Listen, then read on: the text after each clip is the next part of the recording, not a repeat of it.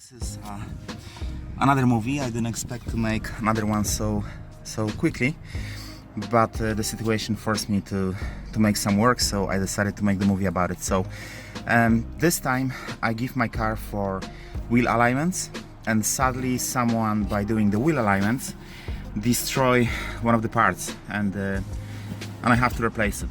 So this movie will show you how to replace the steering wheel Gaiter cover. So this one is completely destroyed, it's like wrecked.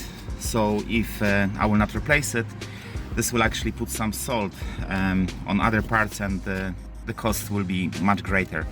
So the first step that you will have to do is gonna be to loose this screw over here. So to do that, you will have to use some kind of clamps like those. Here on this end you see there is some harder part which looks like a place for a screw, so a screw for a key.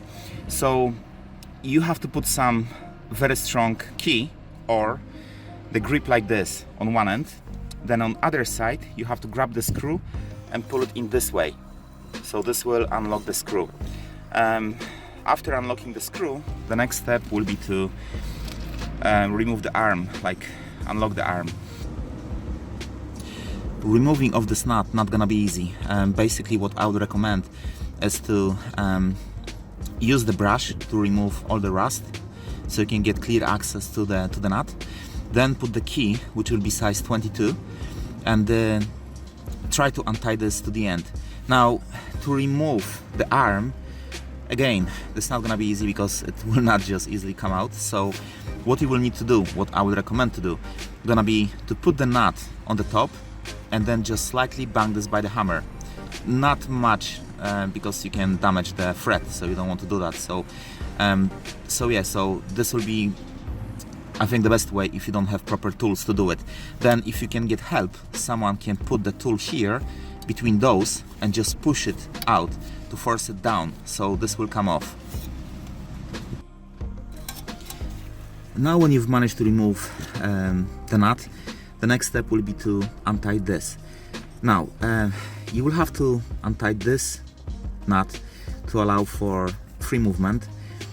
This doesn't have any thread, so this will be completely loose. You will need to block this path over here. Where is it?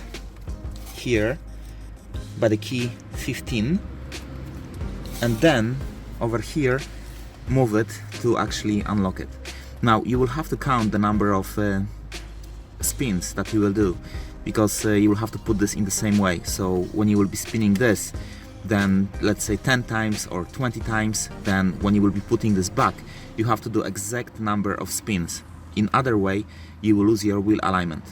So this will be the next step. So here it's gonna be the best if you got person to help.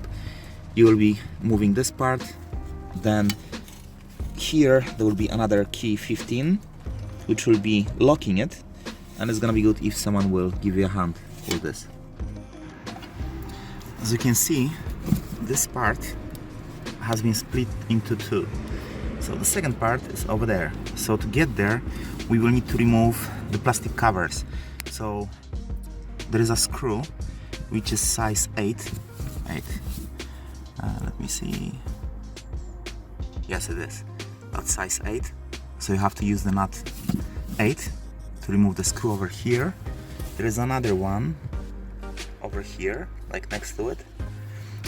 So I did manage to remove the screw number 8 from here, from there.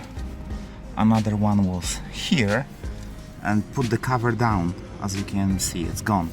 But still, it looks like I will need more than just that. So I need to remove the whole bottom cover.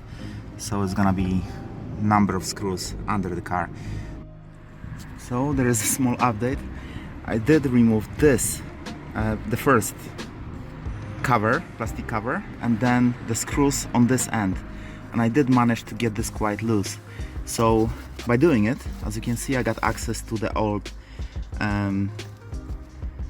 cover, which I will be removing. So as you can see, with the old cover gone, there is a O-ring. So you have to remove the old one and then place the new one. Don't use the old one, just, you know, it's not worth it.